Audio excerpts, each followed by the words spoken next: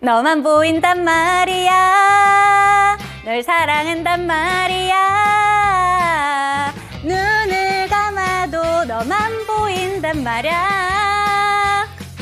사실 제가 예전에 신청곡으로 시청자분들께 이 노래를 받은 적이 있습니다. 그런데 이 노래를 언제쯤 하면 좋을까 생각을 하다가 오늘 AI 열풍이 식으면서 다른 쪽은 좀 주춤하고 있는데 장 초반부터 갭상승을 하고 있는 종목들이 있길래 이 노래를 한번 불러봤습니다. 오늘 장 윤재의 초이스 바로 한번 확인을 해보시죠. 해상우님 11주 연속 상승에 해운주들 급등세로 거래를 마쳤습니다.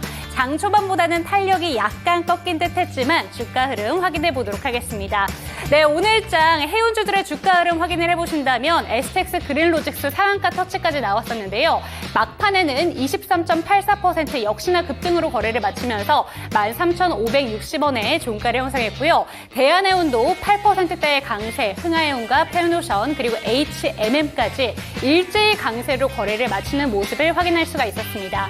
그렇다면 삼성증권의 오늘 발간된 레포트를 통해서 해운주들 어떤 이유로 상승을 했는지 어떤 이유인지 체크를 해보도록 하겠습니다. 네, 증권사 레포트를 통해서 한번 정리를 해봤습니다.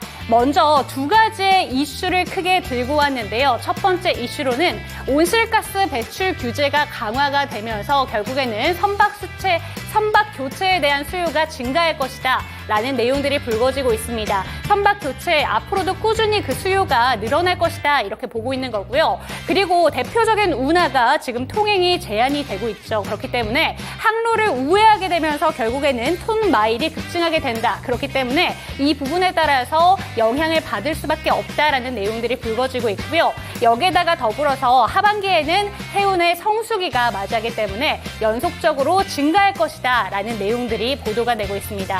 그렇다면 실제로 SCFI부터 BDI가 어떻게 나타나고 있는지 표를 통해서 확인을 해보시죠. 먼저 운하에 대해서 이야기를 나눠보도록 하겠습니다.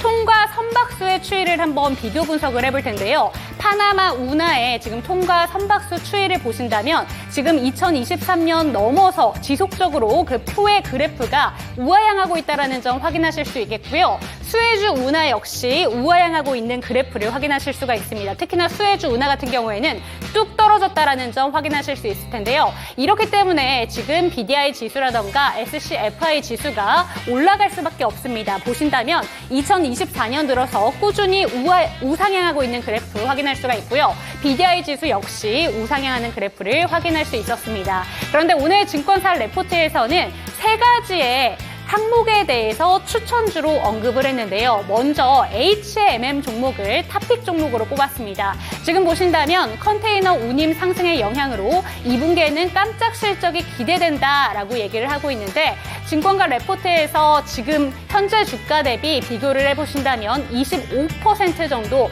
추가적인 상승 여력이 있다는 점 확인하실 수가 있겠습니다. 그리고 HMM뿐만이 아니라 대한해운에 대해서도 좀 눈여겨보는 종목으로 확인하실 수가 있겠는데요. 대한해운 같은 경우에는 목표 주가 상승의 랠리가 앞으로도 지금까지 보신다면 3,100원 수준으로 제시가 됐기 때문에 앞으로도 30% 정도의 상승 여력이 있다는 점 확인하실 수 있겠습니다. 끝으로 페노션까지 살펴보도록 하겠습니다. 페노션 같은 경우에는 상승 여력이 더 높습니다. 50% 정도 더 올라갈 수 있기 때문에 앞으로 이 세 가지 종목에 대해서 어떻게 살펴보시는지 잠시 뒤에 들어보도록 하겠습니다.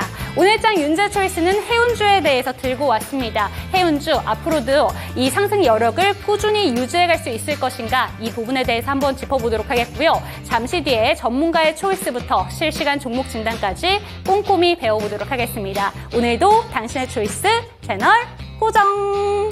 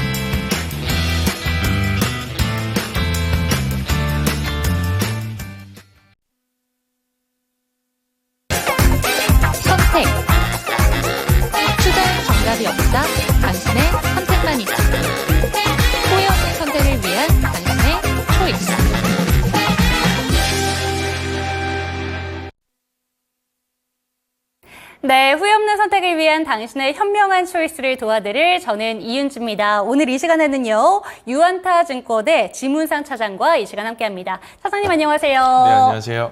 네, 오늘 장 제 초이스는 해운주로 한번 들고 와봤습니다. 오늘 장 초반부터 급등세 시연하면서 좀 거래가 됐었는데 막판에는 좀 분위기가 살짝 꺾인 듯한 모습은 나타났어요. 아무래도 반도체 쪽으로 다시 한번 수급이 조금씩 들어가면서 조금은 꺾인 게 아닌가라는 생각이 들었는데 역시나 막판까지 전체적으로 강한 섹터는 해운주가 아니었나 싶습니다. 오늘 시장 전반적으로는 좀 어떻게 보셨을까요, 차장님? 그러니까 오전장에 여전히 이제 시장 분위기는 그 선진 시장과의 어떤 커플링 장세는 계속 좀 유효한 국면인 것 같고요. 그러다 보니까 이제 해외 주식 같은 경우가 특히나 이제 어제 미국 시장의 엔비디아에 좀 많이 하락을 했잖아요. 네. 여전히 그 해외 주식 시장 주간 거래에서 엔비디아가 뭐 시간 주간 거래에서 마이너스 2, 3% 정도대가 거래가 됐었기 때문에 아침 초반만 하더라도 IT 종목들이 거의 기본적으로 대장 주격으로 불리우고 있는 종목들이 한 마이너스 5%로 시가로 시작을 했거든요. 근데 결국은 막판에는 다 외국인들 수급으로 인해 다 끌어올리기는 네. 했지만 그 외에 이제 기타 부가적인 어떤 테마주 종목들이 조금씩 올라와주고 있는 그림을 좀 보이고 있었던 것 같고요. 그리고 그 앵커님께서 선정하셨던 뭐 해운족 같은 경우가 사실 실질적인 수혜를 보는 종목들이라고 꼽자면 HMM 말고는 뭐 기타 흥하해운 정도라고 네. 봐야 될 것 같은데 이 종목들이 이 물류대란 시즌2라고 얘기가 불리울 정도로 결국은 그 컨테이너 선사들이 영업이익이 굉장히 좀 많이 좋아질 거다라는 전망치가 많이 나오고 있어요. 그게 이제 우리가 이제 과거에 코로나 2020년도에 병목 현상으로 인해서 물류대란이 한번 크게 발생이 됐잖아요. 그리고 나서 두 번째 같은 경우가 지금 나오고 있는 게 수에즈 운하가 여전히 그쪽에 어떤 좀 분쟁이 좀 있다 보니까 수에즈 운하를 끼고 들어오지 못하고 네. 이게 희망봉 쪽으로 우회로 경로로 들어오다 보니까 희망봉 쪽의 운임료가 굉장히 많이 올라왔어요. 그러다 보니까 유럽 노선도 많이 올라왔고 미주 노선도 많이 올라왔고 운임료 기준으로 볼 때는 사실 거의 2배 이상 증가가 된 케이스가 있고 그리고 특히나 SCFI라고 얘기하는 상하이 컨테이너 운임 지수가 결국 그 글로벌적인 어떤 인덱스 지표로 쓰이고 있는데 네. 인덱스 지표가 5월달 기준으로 봤을 때는 이미 직전 고점을 넘어섰고요. 상승률 기준으로 볼 때는 50% 상승했고 그리고 CCFI라는 지표, 이거는 컨테이너 운임 지수인데 이것도 사실 연초 고점을 이미 다 넘어섰습니다. 네. 뭐 6월 21일 종가 기준으로 상하이 컨테이너 운임 지수가 3,475.6으로 끝났는데 이미 뭐 계속적으로 5월 이후로 하루도 빠짐없이 계속 상승 흐름을 보이고 있다는 부분들이 결국 이런 부분들이 컨테이너 선사의 이익을 대변해 줄 수 있다는 부분들로 작용이 될 가능성이 높아 보이고요. 그러다 보니까 사실 대장 주격으로 불리우고 있는 HMM이 주가가 올라가 줘야 되는데 반면에 HMM 같은 경우는 개별 종목에 조금 주가의 발목을 잡는 여러 가지 노이즈들이 좀 작용이 네. 되고 있어요. 뭐 특히나 HMM 같은 경우는 그 기존의 그 산업은행 기점으로 봤을 때 그 영구채 발행했던 부분들 전환사채가 주식으로 사실 전환이 되면서 결국은 발행 주식수를 늘려가고 그리고 주식수가 일부 희석이 되는 그런 계속된 어떤 주식 전환이 많이 주가의 상승을 발목을 잡고 있는 부분들이다라고 보면 될 것 같고요. 네. 다만 이제 실적적인 부분들로 봤을 때는 이런 그 스팟 가격이 올라가는 부분들이 결국은 HMM의 실적을 끌어올려 줄 거다라는 전망 자료는 좀 많이 나오고는 있습니다. 그래도 여전히 이게 SCFI가 꺾이지 않는다라는 부분들은 사실상 실적적인 부분을 봐서 좀 많이 고무적인 부분들이기도 하거든요. 그래서 일단 있던 업황만 보자면 컨테이너 선사는 여전히 좋다. 네. 그래서 몇 가지 종목들이 컨테이너 선사도 일부 하고는 있지만 퓨어하게 컨테이너 선사가 어디 있냐라고 되묻자면 HMM 말고는 지금은 사실상은 크게 의미가 없고요. 흥하해운도 컨테이너 선사가 일부 있는 걸로 알고 있는데 여기도 이제 대주주 물량이 좀 일부 있다 보니까 네. 대주주가 지분 매각이 일부 있었던 부분들이 또 발목을 좀 잡았던 부분들이 아닌가라고 생각이 들고 있고 그러다 보니까 흥하해운은 시가가 플러스 11%로 시작을 했는데 종가가 플러스 3%로 끝났습니다. 결국 이제 실상은 뭐 플러스 마감이긴 하지만 실질적으로는 마이너스 마감이라고 봐도 될 것 같고요. 그리고 뭐 STX, 그린로지스 이런 종목은 이게 컨테이너 업황을 갖고 선을 갖고 있지 않고 네. 벌크이기 때문에 벌크선 한 3대 정도 운영 중인 것 같아요. 그래서 실질적인 수혜는 아니고 펜오션도 사실은 실질적인 수혜라고 볼 수는 없다라고 보여지고 있기 때문에 결국은 이 해운 업종에서도 BDI 영향을 받고 있는 벌크 네. 선사는 지금 좀 약간 바닥을 다지고 있는 구간인 거고 업황이 좀 개선되고 굉장히 좋아지고 있는 선사는 컨테이너 선사를 영위하고 그렇죠. 있는 HMM과 일부 흥하해운 사업부 중에 하나지 않을까. 네. 그리고 대한해운도 컨테이너는 일부는 하고는 있는데 크게 뭐 이렇다 할 비중이 막 높거나 그러지는 않고요. 대한해운 같은 경우는 벌크 비중이 꽤 많아요. 그래서 대한해운이 그래도 유일하게도 좀 약간 제품 믹스가 좀 다변화되어 있는 종목 중에 좀 많이 이제 벌려져 있는 종목 중에 하나이기 때문에 네. 결국 직접적인 수혜를 얻느냐라고 이제 대묻자면 HMM이라고 보여지는 게 맞을 것 같습니다. 네, 좋습니다. 오늘 제가 초이스한 그 픽 종목들은 해운주로 한번 들고 와봤습니다. 장 초반부터 장 막판까지 그 강한 시세를 보여주는 건 아무래도 오늘은 해운주밖에 없었다라고 생각을 해서 해운주를 한번 뽑아봤는데요. BDI뿐만이 아니라 SCFI 지수까지 꾸준히 상승을 하고 있는데 앞으로 해운 업황을 결정지을 건 결국엔 상하이 컨테이너 지수에 영향을 받을 것이다 라는 점을 얘기를 해주시면서 HMM과 그리고 흥하해운 집중적으로 보시면 좋겠다라는 점 짚어주셨습니다. 이 내용까지 참고가 되셨으면 좋겠습니다. 그럼 해운주에 대해서는 여기서 한번 마무리를 해보도록 하겠고요. 오늘 차장님의 초이스 2가지 종목은 어떤 종목인지 화면을 통해 만나보시죠. 오늘은 게임주로 가네요. 크래프톤과 NC소프트 살펴보도록 하겠습니다. 게임주 보시는 이유가 궁금하거든요, 먼저. 일단 단기 바닥은 다진 것 같고요. 네. 그리고 게임주 중에서도 주목할 만한 종목들이 이제 드디어 한두 개가 좀 나온 것 같아서 네. 사실 종목 비교를 하는 게 제일 좀 어려운 거이기도 하고 그리고 이제 한 바퀴 이제 종목 섹터별로 좀 한 바퀴 대장주 격으로 불리고 있는 한두 종목을 좀 꼽아드려서 설명을 드리자면 네. 그 외에는 또 설명드릴 것들이 이렇게 찾기가 어려워요. 그래서 지금은 굉장히 뭐 핫한 종목들도 많고 네. 그리고 뭐 이제 시장에서 뭐 진두지휘할 종목들도 굉장히 많은데 반면에 오늘은 좀 많이 쉽게 그냥 흔히들 얘기하는 쩔어 있는 종목들 중에서 좀 턴어라운드가 될 만한 종목들이 뭐가 있을까 이렇게 고민을 하다가 과거에 제가 그 게임 섹터를 굉장히 좋아했었고 그러세요? 네, 지금도 좀 여전히 관심 깊게 보고 네. 있는 종목 2가지 좀 가지고 나와봤습니다. 네, 좋습니다. 그런데 오늘 좀 쩔어 있다라는 표현을 하시긴 했는데 게임주가 오늘 전체적으로 그래도 강한 시세 보여주면서 마감을 지었습니다. 이제 바닥을 잘 다지고 반등만이 남았나라는 생각을 하시는 분들도 많으실 것 같은데 이에 대해서 먼저 여쭤보고 싶은 게 시프트업 IPO 흥행에 대해서 이야기가 나오면서 이거 연결시켜봐도 되나라는 생각하시는 분들이 있으실 것 같아요. 이에 대해서는 연관성 확실히 있을까요? 시프트업은 어찌됐든 올해 상반기에 굉장히 그 유의미한 IPO 한 종목이 별로 없었기 때문에 네.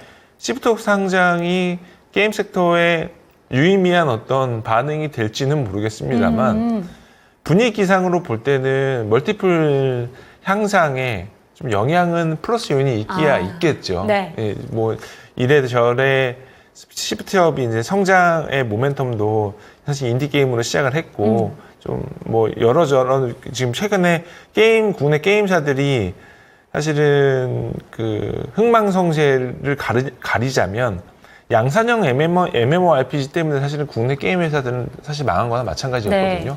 네. 일단은 시프트업은 그런 부분들은 아니기 때문에 이런 부분들로 인해서 약간의 플러스 요인은 충분히 될 수 있을 걸로 생각을 하고 있습니다.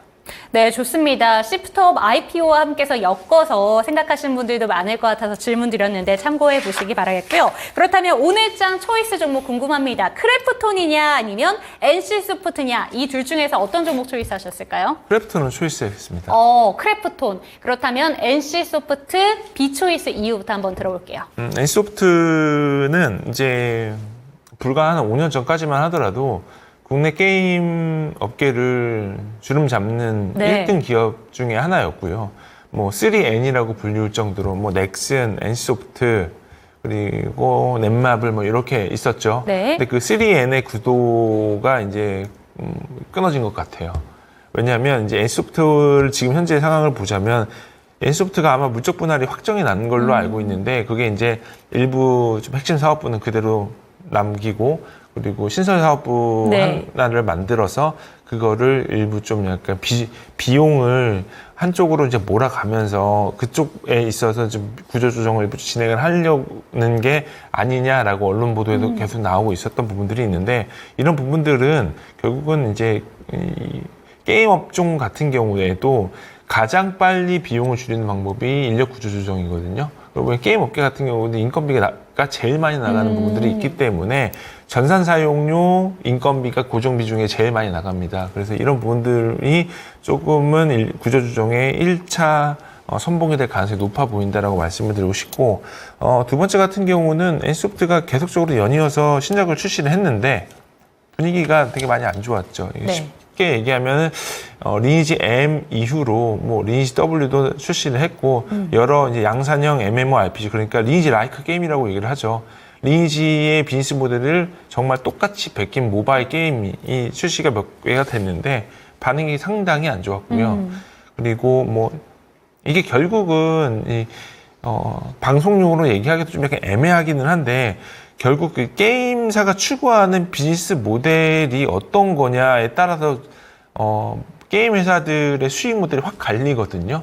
특히나 이제 NC소프트 같은 회사는 굉장히 과금을 타이트하게 해요.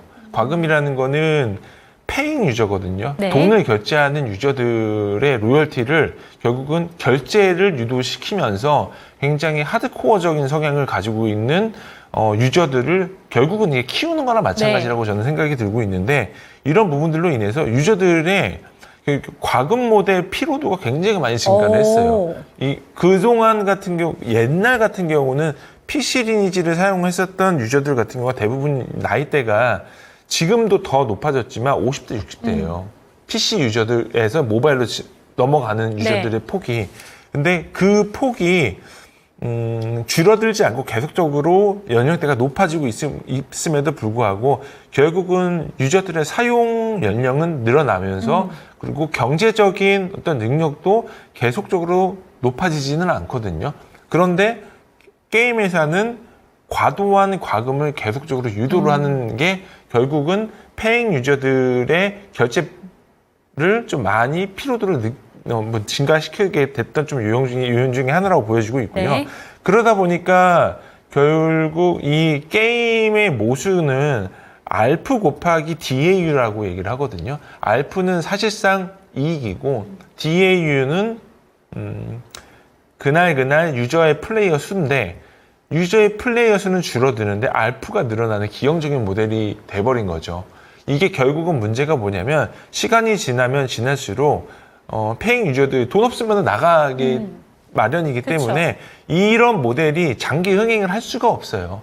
결국 이게 시장 그 유저들이 얘기를 하는 부분들은 지나가면 지나갈수록 이거는 게임이 아니라 도박이라고까지도 얘기가 나올 네. 정도였기 때문에 결국은 뭐 가타보다 너무 많은 말씀드렸는데 결국 이런 부분들은 이제 한국형 리니지 게임은 더 이상은 시장에서 먹히지 않는다라는 거를 작년, 재작년도에 NC소프트가 굉장히 많이 느꼈을 거라고 네. 생각이 들고 있고요. 그리고 그거에 대한 폐해가 지금까지도 이어지고 있다라고 보여지고 있어요. 그래서 제일 중요한 거는 어느 정도는 바닥은 찍은 부분들은 있겠지만 만약에 올해 하반기 그리고 하반기부터 신작이 조금씩 나올 텐데 이제 나올 신작도 동일한 리니지 라이크 양산형 MMORPG라고 하게 되면은 유저들이 이제 이용을 안 하겠죠. 네. 그래서 아마 올해 하반기 같은 경우는 상당히 그 비즈니스 모델이 많이 바뀔 가능성이 상당히 높아 보인다라고 말씀을 드리고 싶고요. 뭐 라인업으로만 보자면 하반기에는 블레이드 앤 소울이 있고 그리고 TL 글로벌 출시가 기대를 하고 있습니다. 이거는 글로벌 모델은 아마 아마존 퍼블리싱으로 진행을 할 것 같은데 이거는 내심 조금 기대해보는 부분들이 좀 일부 있고요. 그리고 길드워트 확장판. 길드워트 확장판은 마진이 결국은 게임에서 플레이어들이 결제로 이용하는 그 결제 과금이 아니고요. 팩당 마진으로 들어가는 거기 때문에 CD 구매입니다. 네. 그래서 이런 부분들로 인해서 봤을 때는 굉장히 좀 건강한 게임 문화를 만들어 가야 된다고 생각이 들고 있고, 그리고 아직까지는 NC소프트 같은 경우는 여러 좀 다리를 건너야 되겠지만 지금 현재 구간에서는 좀 바닥은 좀 다지고 있는 구간이지 않을까 싶고, 올해 하반기에 아까 서두에서 말씀드렸던 신작 게임이 성공적으로 런칭이 돼서 네.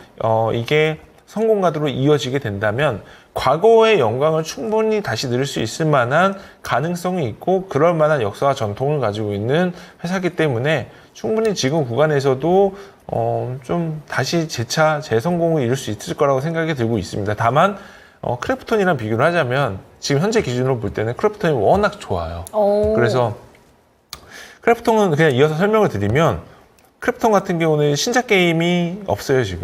지금은 작년에 출시했었던 칼리스토 프로토콜이라고 해서 플레이스테이션 4에서 나왔었던 게임인데 실질적으로는 망했어요. 돈도 굉장히 많이 투입을 해서 개발비도 많이 투여를 했지만 작년에 이것 때문에 크래프톤 주가의 발목을 굉장히 많이 잡았던 상태였는데, 올해 상반기에 바닥을 찍고 나서 원빌드 게임사임에도 불구하고 배틀그라운드의 장기 흥행을 사실은 시장에서 성공했다라고 평가가 될 정도로 DAU도 꺾이지 않았고요. ARP도 꾸준하게 유지가 되고 있는 부분들이 상당 부분 국내 게임사 중에서는 대장주격으로 불릴 만한 종목이다라고 말씀을 드리고 싶고, 네. 그리고 이제 보게 되면은 분기마다 약간의 실적 부침은 일부 있었지만 결국은 바닥 다짐은 작년 2분기 이후로 꾸준하게 순성장이 이루어지고 있거든요. 보게 되면은 매출액 기준으로 작년 2월 2분기에 3,800억, 4,500억, 5,300억, 올해 1분기 6,600억의 영업이익이 3,100억입니다. 그렇게 되게 되면은 영업이익률이 46%예요. 정말 대단한 거거든요. 이게 물론 크래프톤도 시간이 지나면 지날수록 여러 가지 노이즈들이 발생이 될 가능성이 높아 보여요. 왜 그러냐면 원빌드 게임 회사들은 인베스터 입장에서 볼 때는 높은 프리미엄을 줄 만한 근거가 타당하지 않아요. 그렇죠. 근데 아니나 다를까 지금 글로벌 게임 랭킹 1위 게임인 리그 오브 레전드라는 게임이 출시된 지가 제 기억으로는 거의 20년이 돼가는 것 같은데, 엄청 오래된 게임임에도 불구하고 그 게임의 그 영광을 넘을 만한 PC 게임이 없어요. 아직까지도. 그렇기 때문에 그 원빌드이기는 하지만 추가적으로 봤을 때는 그만큼 진입 장벽이 굉장히 높은 문턱을 가지고 있는 게임 중에 하나이기 때문에 이 정도 됐으면 원빌드임에도 불구하고 디스카운팅 받을 만한 요소는 제로에 가깝다라고 말씀을 드리고 싶고, 그리고 이제 하반기에 다크앤다커라고 모바일 게임 하나 출시되는 부분들이 있는데, 그 부분들로 인해서 일부 신규 매출이 여기서 어느 정도만 나와준다라고 해도 제품 믹스는 좀 일부 다변화될 수 있다라는 기대감이 있기 때문에 충분히 지금 구간에서는 여타 다른 게임 회사들 보게 되면은 저는 사실 올해 넷마블을 좀 많이 기대를 했었거든요. 근데 넷마블이 신작 게임이 나오는 부분들이 하나하나 나올 때마다 쪽박을 차고 있어서 이제는 좀 약간 불안합니다. 그래서 지금 게임 섹터가 바닥을 정말 철저하게 다지고 있는 부분들이 있어서 크래프톤을 오늘의 초이스로 가지고 나온 종목 중에 하나고, 지금 밸류에이션 기점으로 보더라도 올해 실적 기준은 한 16배밖에 안 돼요. 그래서 주가는 이렇게 시계열로 따지고 보게 되면 많이 올랐네 싶은데 사실상 뜯어보면은 그렇게 많이 올라가지는 않았어요. 그래서 뭐 여타 올해 종목 중에 2배, 3배나 종목들이 굉장히 많은데 크래프톤은 지금 구간에서도 밸류에이션으로 부담 없고, 그리고 실적도 꾸준하게 안정적으로 올라갈 가능성이 높기 때문에 오늘의 초이스로 크래프톤을 가지고 나와봤습니다. 네, 좋습니다. 오늘 지문상 사장의 초이스 업황 자체를 본다면 게임주 들고 오셨습니다. 그런데 오늘 차장님이 이야기를 해주시는 동안 반응이 정말 뜨겁습니다. 고고식님, 그리고 오징어 땅콩님, 신아잇님까지 게임주에 대해서 너무 자세히 설명해 주신 것 같아서 감사하다라는 이야기 나오고 있고요. 그런데 얘기해 주신 대로 지금 크래프톤과 NC소프트의 차트상 지금 비교만 해본다면 NC는 완전히 우하향이고요. 크래프톤은 그래도 지금 고점 부근에 있는 것 같다라는 얘기를 해주셨지만 그럼에도 아직도 더 갈 수 있는 종목은 크래프톤이 아닌가라는 이야기를 해주셨습니다. 그런데 조금 전에 진문상 차장님께서 NC소프트 크래프톤 외에도 넷마블 이야기를 해주셔서 넷마블을 한번 쳐봤더니 외국인들이 계속해서 매수를 하고 있더라고요. 이 종목 그러면 좀 좋게 봐야 되는 건가라는 생각이 드는데 넷마블 쪽도 조금만 더 곁들여 주시죠. 넷마블은 결국 이 게임 회사들은 우리나라 이제 과거의 주가 움직임이 어떤 식으로 이루어졌었냐면은 네. 기대하고 있는 게임들이 이제 나와요. 나오기 직전에 한 달은 주가가 팍 올라가요. 근데 뭐 어떤 게임이 사전 예약자가 100만 명을 찍었다. 네. 주가가 막 올라가요. 네. 출시대 하기도 이전에 오늘 당일날 오픈이 됐어요. 막상 떨어지더라고요. 오픈이 되면은 그때부터가 셀 온 더 뉴스라고 해서 오픈이 되자마자 그때부터 빠지기 시작하는 거예요. 뭐 당일 매출이 얼마 찍었고 뭐 안드로이드, iOS 순위가 얼마 찍고 다운로드 1, 2 찍고 한다 하더라도 그 시장은 그게 중요하지 않은 거예요. 이미 기대감으로 주가는 올라와 있고 네. 요 회사의 밸류 트랩은 요 정도에 갇혀 있기 때문에 성공하겠어? 성공해도 얼마나 먹겠어? 그렇기 때문에 이제 넷마블 같은 경우가 이제 올해 기대할 만한 게임 라인업이 저는 사실 아스달 연대기는 별로 이 드라마도 성공한 드라마는 아니잖아요. 투입비가 굉장히 많이 들어갔던 걸로 알고 있는데 나 혼자만 레벨업도 출시가 된 걸로 알고 네. 있는데 이게 이제 기대보다 제대로 못했고 그리고 레이븐 2도 기대가 없었고 네. 뭐 어쨌든 이런 부분들로 인해서 사실 별로 이제 넷마블이 상장하고 나서 지금까지도 굉장히 많이 힘든 회사거든요. 그렇죠. 네. 그리고 현금 굉장히 많았었는데 뭐 저기 코웨이 지분 투자하고 뭐 하이븐 투자하고 하면서 이게 게임 회사냐 투자 회사냐라고들 욕도 많이 먹었었고 했는데 올해는 좀 좋아지겠지 예상을 했는데 여전히 또 땅굴만 파고 있네요. 그래서 개발력은 이 정도 됐으면 이제는 프리미엄을 줄 만한 근거가 네. 별로 없지 않을까 이렇게 싶습니다. 그래서 넷마블은 올해 상반기에 또 마무리된 거 아닌가 이렇게 생각을 하고 있습니다. 네, 좋습니다. 오늘 넷마블까지 함께 짚어주셨습니다. 그런데 저희 채팅창에 절파고 TV님이라고 애청자분이 한 분이 계세요. 그런데 이분이 크래프톤을 들고 계신가 봐요. 그래서 크래프톤이 얼마까지 갈지도 한번 짚어주셨으면 좋겠다라는 내용이 올라왔는데 목표가 어느 정도로 바라보면 좋을까요? 크래프톤은 상방으로 플러스 30% 이상 볼 수 있을 것 같아요. 제가 절파고 TV님은 제가 매번 이렇게 할 때마다 네. 닉네임이 기억이 나서 기억을 하고 있습니다. 그럼 앞으로도 30% 정도는 열어둘 수 있다라는 거죠. 이게 이제 가이던스는 그래도 이제 중요한 거는 뭐냐면 이렇게 바이앤홀드하고 추적을 관찰하고 있는 종목들의 주주분들이 하셔야 될 것들은 뭐냐면 첫 번째로는 이 증권회사마다 실적을 발표하는 종목을 이제 컨센서스라는 게 있어요. 각 증권회사 게임 섹터 애널리스트들이 그 다음 분기 실적을 종합을 해가지고 어닝을 발표를 하는데 그 어닝과 실제 실적 발표하는 거랑 웬만하면 동등하게 나오면 인라인이라고 얘기해서 주가가 밀리거나 그러지 않거든요. 그런데 갑자기 예상치도 못했던 실적이 나올 경우에는 네. 주가가 팡 올라가거나 팡 밀리거나 둘 중에 하나예요. 그거에 대한 신빙성 있는 컨센서스 자료는 보통은 이제 2분기가 끝나가잖아요. 2분기가 끝나기 직전 일주일 전 프리뷰 자료를 좀 보셔야 된다. 네, 보셔야 되고 그리고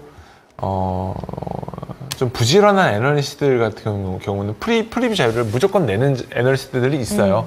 그런 자료를 매 분기마다 실적 발표하기 전주, 전전주에는 발표를 내기 때문에 그거는 하루 이틀 정도는 꼭 챙겨보시면 종목 추적하는 데 있어서 그리고 시장 온도를 체크하는 데 있어서 많은 도움이 되시지 않을까 싶습니다. 네, 좋습니다. 오늘장 게임주에 대해서 전반적으로 배워봤고요. 지금 크래프톤을 초이스해 주셨는데 프리뷰 실적까지 함께 체크를 해보시면서 실적 발표 전에 주가 흐름 잘 추적을 해보셨으면 좋겠다라는 의견까지 참고해 주시면 좋을 것 같습니다. 오늘장 초이스는 크래프톤 살펴봤습니다.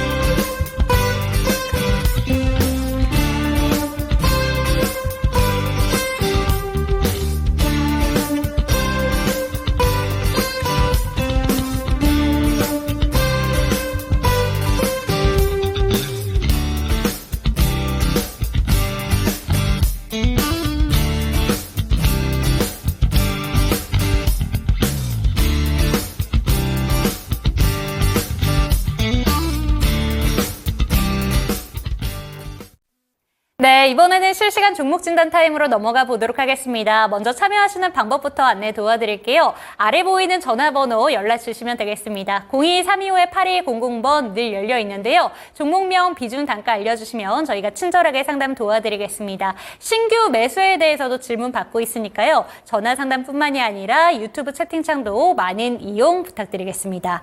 네, 첫 번째 종목 진단 넘어가 보도록 할게요. 오늘 제가 초이스한 종목들이 바로 해운주였는데 배고픈 히딩크님께서 해운주 한 종목을 질문 주셨습니다. 페노션이고요. 5,080원 그리고 10% 들고 계십니다. 그런데 이 종목은 상승이 미비하네요. 오늘 해운주 급등하는 것 같은데 흥하해운으로 갈아탈까요? 라고 질문을 주셨어요. 다른 종목이 아니라 흥하해운을 관심 종목으로 보고 계신 것 같은데 이에 대해서는 어떻게 생각하시는지 궁금하고요. 이 종목 자체에 대해서는 어떻게 해보면 좋을까요? 흥하해운은 뭐 좋은 회사예요. 근데 이제 종목을 교체를 하시려고 하시면 예, 100% 그거는 알고 계셔야 되는 게 해운주들의 주가가 왜 올라갔냐. 그러니까 첫 번째 우리가 원초적으로 이제 질문을 드려야 되는 건데 주가가 올라가게 된 가장 큰 이유는 컨테이너 운임료가 많이 올라가서 그래요. 그게 우리가 이제 수에즈 운하에서 이제 지역별 분쟁이 계속 있잖아요. 그러다 보니까 그쪽을 이제 컨테이너선이 지나가지 못하는 거죠. 그러다 보니까 그쪽에서 분쟁이 계속 생기다 보니 이 희망봉 쪽으로 우회를 해가지고 하는 경로의 운임이 많이 올라가게 되는 거고요. 원래 지나가야 되는 운임이 경로가 굉장히 짧아지는데 네. 우회를 해서 지나가다 보니까 운임료도 늘어나고 비용도 증가가 되는 거거든요. 그렇게 되면 그 컨테이너 화주들, 선주들이 수익을 보는 가능성이 높아 보이는 거죠. 그리고 결국은 그렇게 되게 되면은 누가 컨테이너 선선을 가장 많이 가지고 있느냐. 거기도 결국은 업종별로 따지자면은 탱커, 벌크선, 컨테이너 3개 중에 꼽자면 컨테이너가 수혜인 거고요. 네. BDI 지수를 트래킹하는, 팔로우업하는 벌크선은 아니고요. 케미컬 쪽 따라가는 탱커도 아니에요. 네. 그러니까 결국 물론 일부의 어떤 인덱스 지표상에서의 영향은 일부 있겠죠. 그리고 특히나 무슨 이름자로 해운 들어갔다라고 하면은 가벼운 종목들은 잘 올라가거든요. 특히나 오늘 상승 보면 흥하해운 같은 경우가 사실 그런 영향 중에 가장 큰 영향 중에 하나인 것 같은데 대주주가 흥하해운은 잔금상선으로 변경이 되면서 회사가 굉장히 유의미하게 체제 개선이 되고 있어요. 다만 이 주가의 어떤 특성적인 부분들을 보게 되면 굳이 흥하해운으로는 종목 교체를 안 하셔도 될 것 같아요. 오. 왜 그러냐면 흥하해운으로 종목 교체를 하게 되게 되면은 흥하해운이 물론 컨테이너 선도 보유를 하고 있지만 컨테이너 선만 보유하고 있는 게 아니라 탱커 그리고 벌크까지 같이 보유하고 있기 때문에 굳이 종목을 변경을 하면서까지 할 필요는 없어 보이고요. 지금 페노션 주가를 한번 좀 봐보면 주당 4,155원이죠. 매수 가격이 5,080원 정도 되시는데 여기서 동종업종으로 넘어가시는 것보다는 네. 저는 흥하해운보다는 그 오버행 이슈가 좀 일부 있더라도 본원적으로 실적 턴어라운드 할 만한 종목이라면 HMM이 훨씬 더 네. 낫다고 생각이 들어요. 그래서 컨테이너 업황이 결국은 턴어라운드 한다라는 어떤 가정법적인 논리로 말씀을 드리자면 하반기에도 여전히 이런 어떤 인덱스 지표가 좀 좋아진다라는 부분들이 보장이 된다면 종목을 교체하시더라도 변동성이 좀 높은 종목들보다는 변동성이 그렇게 크지 않은 종목이면서 대장주격으로 불리우는 종목으로 교체하시는 게 훨씬 더 맞다라고 생각이 들고 있고 흥하해운으로 종목 교체하시는 거는 그렇게 동의하지는 않습니다. 네, 좋습니다. 그렇다면 지금 해운주에 대해서 전체적으로 한 번 더 언급을 해주셨는데 해운주의 강세에는 지금 가장 크게 영향을 미치는 게 컨테이너 운임선에 대해서 지속적으로 얘기를 해주시고 있습니다. 그렇기 때문에 오버행 이슈가 있더라도 종목 교체를 원하신다면 흥하해운보다는 HMM 이야기를 해주셨는데요. 지금 그렇다면 현재 주가 수준으로 봤을 때 한 20% 정도의 손실을 보고 갈아타시는 거기 때문에 HMM 자체적으로 봤을 때 이 종목을 지금 들어가신다면 목표가는 어느 정도 바라보고 들어가면 좋을까요? HMM은 이제 중요한 거는 이거 확실하지는 않는데 저도 거의 매일 인덱스 지표는 아침에 출근을 하면 항상 보거든요. 그리고 제일 먼저 보는 게 컨테이너 운임 지수랑 뭐 BDI 지수 이런 것들 위주로 보는 것 같아요. 근데 이 컨테이너 운임 지수를 그 구글링해서 SCFI 인덱스만 치더라도 나와요. 지표가. 그래서 그거를 종목을 교체를 하신다고 하게 되면은 그거를 매일 확인하시는 게 좋을 거라고 네. 생각이 들고 있고요. 그리고 뭐 글로벌 뉴스들 이제 가끔씩 이렇게 트래킹하게 되면 뭐 이래저래 컨테이너 관련된 내용들도 되게 많이 나오거든요. 그런 내용들로 인해서 주가가 좀 많이 요동칠 거예요. 근데 이제 중요한 건 결국은 페노션 지금 손실이 뭐 20% 정도 나 있으시다고 하게 되면 그거를 매도를 하고 HM으로 갈아탈 때 내가 비교 우위가 있느냐 그걸 메꿀 만한 네, 그렇죠. 있다라고 하게 되면 결국은 제가 말씀드리고 싶은 거는 인덱스 지표가 우상향이 되는 모습이 계속 좀 꾸준하게 이어진다면 네. 충분히 HMM으로 종목 교체를 해서 수익이 날 만한 가능성이 페노션을 가지고 있는 시간만큼 더 높다라고 말씀을 드리고 싶고요. 일단 그 정도라고 말씀드리는 게 맞을 것 같습니다. 네, 좋습니다. 20% 정도의 손절을 각오하고 이 종목으로 교체를 하게 될 때는 그 정도의 수익은 볼 수 있지 않을까라는 점 얘기해 주셨지만 지수 자체에 대해서는 꾸준히 추적을 해야 된다라고 얘기해 주셨으니까요. SCFI 지수라던가 BDI 지수 꾸준히 관찰해 보시면 좋을 것 같습니다. 네, 다음 종목 상담도 도와드리도록 하겠습니다. 다음 종목은 유튜브에서 햇살님의 종목이고요. 기가비스 살펴보도록 하겠습니다. 95,358원이시고요. 비중이 15%십니다. 안녕하세요. 좋은 주식으로 알고 있었는데 오르다가 계속 빠집니다. 보유하면 손실을 줄일 수 있을까요? 진단 부탁드립니다. 이렇게 왔는데요. 이 종목 손실이 너무 크신 종목입니다. 거의 50% 가까이 좀 손실을 보고 계신 종목인데 유리기판 관련돼서도 엮여 있는 걸로 알고 있습니다. 그런데 유리기판 내에서는 요새 JNTC는 그렇게 계속 잘 가잖아요. 그런데 기가비스는 좀 시장에 관심 받지 못하고 있는 것 같은데 어떻게 보면 좋을까요? 이게 결국 주가가 못 가니까 이것저것 테마를 붙여가지고 가는 것 같은데 네. 기가비스는 좋은 회사예요. 되게 기술력도 높은 회사고 근데 다만 이제 업황이 문제인 건데 이 FC BGA 쪽은 그 기판 사업 쪽에서 보면 일반 PCB가 있고 리지드 타입 PCB가 있고 FCBGA가 있고 그리고 고다층 MLB가 있는데 FCBGA가 지금 상황이 그렇게 막 긍정적이지는 않아요. 네. 그리고 근데 결국 이런 부분들이 제일 중요한 거는 엔드 유저 쪽에서의 어떤 판매량이 계속 좀 늘어나야 되는 부분들이 필요한데 여전히 Q에서에 대한 문제가 좀 계속 발생이 되다 보니까 뭐 중요한 거는 올해는 역성장일 것 같아요. 그리고 추가 비중이 한 15% 정도 되시는 상황인데 요거는 그리고 또 유리기판이 얘기가 나와서 말씀을 드리는 건데 네. 유리기판은 지금 당장 상용화 될 수 있는 기술력이 아니에요. 그쵸. 이게 그 기판 안에서도 그 서브스트레이트에서 우리가 저기 일반 PCB 기판 같은 경우는 그 예를 들면 TSMC 그 코어스 2.0, 2.5 기판 같은 패키징에 들어가는 게 서브스트레이트에 숄더볼을 고정을 시켜가지고 넣어야 되는 건데 그 이 유리기판은 숄더볼을 사용하지 않고 한다고 얘기를 하잖아요. 네.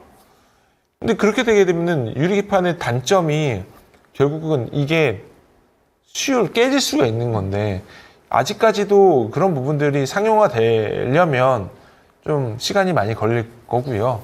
그리고 최근에 전기가 주가가 좀 나름 잘 버티다가 SKC도 마찬가지지만 네. 잘 버티다가 주가가 좀 밀렸죠. 밀리고 있는 가장 큰 이유는 유리기판 상용화가 늦어질 가능성이 높다라는 얘기가 시장에서 나오고 있기 때문에 그래요. 네. SKC가 사실상은 대장인데 SKC 자회사 연결자회사인지는 모르겠는데 어쨌든 자회사가 렉실리스가 뭐 그나마 제일 기술력이 높다고 얘기를 하는데 삼성에서도 지금 HBM 쪽에 많이 밀렸기 때문에 유리기판 쪽을 많이 드라이브를 걸 거예요. 그래서 뭐 내년 하반기쯤 되면은 그래도 어느 정도의 가능성은 좀 있지 않겠냐라고 시장에서는 보고는 있는데 기가비스는 거기에 되려면 직접적인 연관도가 있어야 돼야 할 텐데 아직까지는 뭐 이제 실질적으로 진행이 되려면 꽤 많은 시간이 걸리지 않을까 예상을 하고 있고요.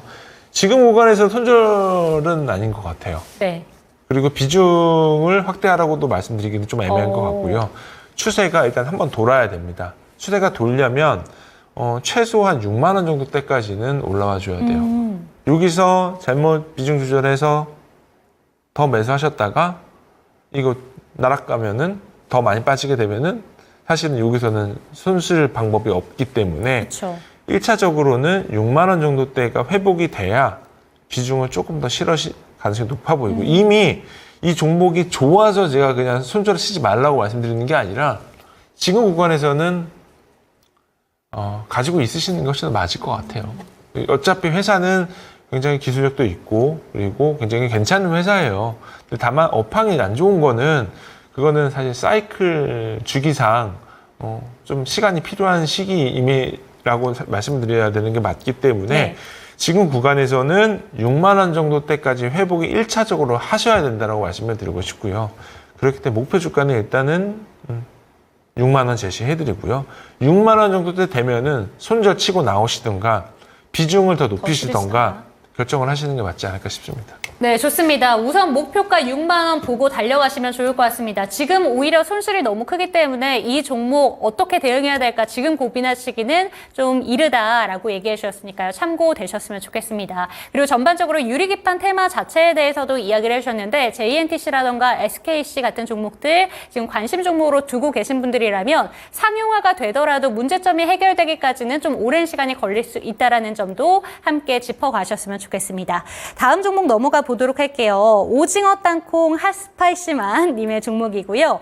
HD 현대 살펴보도록 하겠습니다. 68,800원, 비중은 15%. 계열사들의 실적이 좋을 것 같고요. 임원들의 자사주 매입도 많이 하고 있어서 매수를 했습니다. 배당 받으면서 장기적으로 가져가도 될까요? 라고 얘기를 해주시면서 장기 목표가 부탁드립니다. 이렇게 왔는데요. 지금 수익 보고 계십니다. 지금 7만 원대 움직이고 있고요. 요새는 또 배당 관련해서 이슈도 많이 나오고 있는데 배당주적으로 보더라도 이 종목이 괜찮은지 궁금하시죠? 말씀하실 것 같습니다. 어떻게 보실까요? 당연히 좋죠. 당연히 좋고 업황도 좋고요. 그리고 이제 아직 상장하지 않은 HD 현대 오일뱅크 지분을 가지고 있고 HD 현대는 현대중공업 계열의 실질적인 지주회사라고 보시는 게 맞기 때문에 지금 가지고 있는 한국조선해양, 현대중공업 그리고 현대마린솔루션까지 갖고 있죠. 최근에 상장한 이런 종목들이 개별마다 이제 제가 살펴볼 수는 없지만 업황이 전체적으로 다 좋아요. 그리고 이제 조선 섹터들은 제가 작년 초까지 상담 드릴 때 스몰 사이클이 한번 왔다라고 말씀드렸는데 지금 조선주들 분위기가 상당 부분 괜찮고 그리고 중요한 거는 이게 왜 좋냐면 우리가 한 7, 8년 전까지만 하더라도 지금 현재 하나오션, 대우조선해양이었죠 과거에 그리고 삼성중공업, 현대중공업 이런 종목들이 빅베스를 크게 한 차례 거쳤고 심지어 대우조선해양은 분식회계가 있어서 사실은 상장 폐지가 될 수도 있을 만한 가능성이 있었어요. 그리고 삼성중공업이 재작년에 선제적으로 유상증자가 한 번 했었고 그러다 보니까 실질적인 어떤 리스크 차원에서 볼 때는 선제적인 어떤 그런 빅베스를 단행을 하면서 어려운 어떤 판국을 잘 넘어온 것 같습니다. 그래서 HD 현대는 시청자분께서 말씀하시는 것과 동일하게도 고배당 정책은 꾸준하게 유지할 가능성이 높아 보이고요. 그리고 특히나 올해 같은 경우는 실적적인 부분들이 연결 자회사적인 측면으로 보더라도 올해는 작년에 HD현대가 연간 배당으로 한 5.8% 나왔고 재작년에 8% 나왔거든요. 근데 만약에 실적이 좀 올해가 사실 사상 최고치가 나올 수도 있을 것 같은데 이제 컨센서스는 그래요. 그래서 만약에 이 정도가 나오게 되면은 특별 배당으로 10% 이상 나올 수도 있습니다. 왜냐하면 2021년도에 영업이익이 HD현대가 연결로 1조 나왔거든요. 근데 그 당시 배당이 10% 나왔어요. 근데 지금 올해 컨센서스가 2조 9천억이거든요, 영업이익이. 그러면 어떤 요건을 감안한다 하더라도 충분히 10% 이상 줄 만한 가능성은 있죠. 돈을 그렇게 벌었으니까. 그런 거 감안한다 하더라도 올해는 충분히 HD현대는 고배당 정책을 유지할 가능성이 충분히 높아 보이기 때문에 저는 여기서는 굳이 중장기적으로 가지고 가시는 게 맞다고 생각이 들고 있고 그리고 시청자분께서도 좋은 가격대에 잘 매수하신 것 같아서 지금 구간에서는 업사이드로 20% 이상은 충분히 바라볼 수 있겠다라고 말씀을 드리고 싶고요. 그래서 지금 현재 목표 주가를 말씀드린 부분이 한 8만 원 정도 말씀드리고 손절 라인은 좀 넓게 잡아드려서 6만 5천 원 제시해드리겠습니다. 너무 좋습니다. HD 현대 살펴봤는데요. 좋은 이야기들만 나온 것 같아요. 우선 초장부터 좋은 종목이다. 잘 선택하셨다라고 얘기해 주셨고 특별 배당도 10% 정도로 생각하시는 것 같고 지금 여기서도 한 20% 정도 추가적인 상승 여력 있다고 합니다. 참고하시기 바랍니다. 마지막 종목이 될 것 같습니다. 이 종목 제2의 알테오젠 이런 얘기도 나오고 있는데 유튜브에서 김한기님의 종목 마지막으로 살펴드리겠습니다. 리가캠 바이오고요. 69,000원 비중은 20% 추가 매수 가능할까요? 부탁드립니다. 라고 얘기해 주셨습니다. 요새 리가캠바이오 얘기가 계속 나오고 있어요. 이 종목은 추가 매수 통해서 더 수익을 극대화하시길 원하시는 것 같은데 어떻게 보실까요? 사실은 이 종목을 개별 종목의 요인에 따라서 한두 종목을 좀 이렇게 딥하게 말씀을 드려야 되는데 사실은 이게 직접적인 종목에 있어서 제가 바이오가 조금 약해요. 그래서 이게 개별 종목 하나하나씩 다 찝어서 말씀을 드려야 되는데 그거보다는 최근 시장의 분위기에 대해서 한번 한 차례 짚고 넘어가 드릴게요. 리가캠 바이오는 이제 원래 레고캠 바이오였죠. 사명이 한 차례 변경이 됐고 그리고 사명만 변경된 게 아니라 최대 주주 변경이 돼서 오리온이 한 7천억 정도 자금이 들어와서 유상증자를 단행을 했습니다. 그리고 그러다 보니까 전반적으로 모멘텀이 좀 많이 풍부해졌던 것 같아요. 특히 이제 우리나라 바이오 디벨로퍼 업종 종목 중에 대장 주격으로 불리우고 있는 알테오젠, 펩트론, 레오켄 바이오 이 창업주들 모두가 다 대부분 출신이 LG 생명과학 출신들이에요. 그리고 그 당시에서 연구할 때도 같은 어떤 랩실에 있었다고도 얘기를 하시더라고요. 그래서 전반적인 흐름으로 볼 때는 ADC 타겟으로 이제 연구 개발하고 있는 종목들이 있기 때문에 전반적인 흐름으로 볼 때 지금 당장 뭐 라이센스하고 추가적으로 나오거나 그럴 것 같아 보이지는 않고요. 그리고 다만 이제 모멘텀 측면으로 볼 때는 아마케 모멘텀이 이제 한 차례 있었죠. 네. 그리고 뭐 지금 올해 지금 6월 달에도 있었고, 그리고 그러다 보니까 아마케 모멘텀이 이미 한 차례 지나갔습니다. 그렇게 되게 되면은 개별적인 주가에 대한 모멘텀이 있지 않는 이상은 정고점을 뚫어서 올라갈 만한 모멘텀은 지금 당장은 없어 보이고요. 네. 다만 이게 바이오 종목들의 특징이 뭐냐면 타겟 종목들, 예를 들면 경쟁사의 종목이 어떤 임상의 실패로 인해서 주가가 밀렸거나 임상의 성공으로 인해서 주가가 올라갈 때 내가 대책격으로 불리우고 종목이라고 하게 네. 되면은 직접적으로 반응을 해요. 예를 들면 뭐 최근에 존슨앤존슨이 비만 치료제 임상 파이프라인 실패를 했다라고 했을 때도 그때 비만 당뇨 타겟으로 올라갈 만한 종목들이 펩트론이 주가가 네. 엄청나게 올라갔었고요. 그리고 그런 어떤 타겟을 하고 있는 파이프라인을 가지고 있는 종목들이 많이 반응을 하거든요. 이런 종목들에 있어서 리가켄 바이오도 올해 내내 그런 어떤 상황에 속해 있을 가능성이 높아 보이고요. 특히나 리가켄 바이오 같은 경우는 ADC나 헐투 파이프라인 제재이기 때문에 여전히 단기간에 볼 때 어떤 라이센스 아웃을 기대를 한다라는 부분들은 사실 회사 사람들도 몰라요. 그리고 시장 참여자들도 사실 알 수가 있어요. 이게 왜냐면 너무나도 그 옛날에 같은 경우는 심지어 5년, 6년 전까지만 하더라도 뭐 예전에 바이로메드 얘기를 말씀드리자면 어디서 왔대, 어디서 빚을 타고 왔대, 오늘 왔대, 이런 얘기까지 들렸었어요. 근데 사실 그 내용이 사실 말도 안 되는 소리거든요. 그런 정도까지가 나왔었는데 그런 것 때문에 하루 당장 주가 움직이면 10%, 20% 막 올랐었어요. 근데 과거에는 그랬는데 지금은 전혀 그러지 않는다라는 거죠.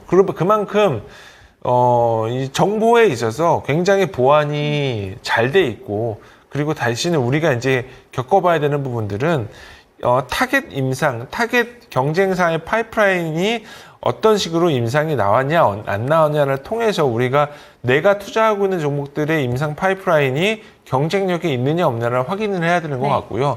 올해 내내는 리가켄 바이오는 그런 부분들에 있어서 좀 확인을 해야 되는 시기이지 않을까 싶습니다. 그래서 전체적인 흐름으로 볼 때는 한 차례 그 아마케 지나고 나서 모멘텀은 좀 꺾였다라고 보는 게 사실상 맞지 않을까 싶기는 한데, 그래도 국내 바이오 업종 중에서 대장주격을 불리우고 있는 알테오젠, 그리고 리가켄 바이오, 펩트론, 이런 종목들은 꾸준하게 주목을 해봐야 되는 상황인 거고, 알테오젠 같은 경우는 병용 임상 투여로 인해서 좀 집중을 해봐야 될 것들이 꽤 오래 많아서 알테오젠의 성과가 굉장히 좋으면 리가캠도 결국은 ADC랑 헐투에 묶여있는 부분들이 있기 때문에 그 주가의 영향을 분명히 받을 겁니다. 그래서 결론적으로는 뭐 긍정적인 요소가 있을 거라고 말씀을 드리고 싶고요. 그리고 목표 주가는 전고점, 그리고 손절 라인은 60이 깨지면 매도하시는 걸로 보시는 게 맞을 것 같아서 목표 주가는 84,000원 제시해드리고요.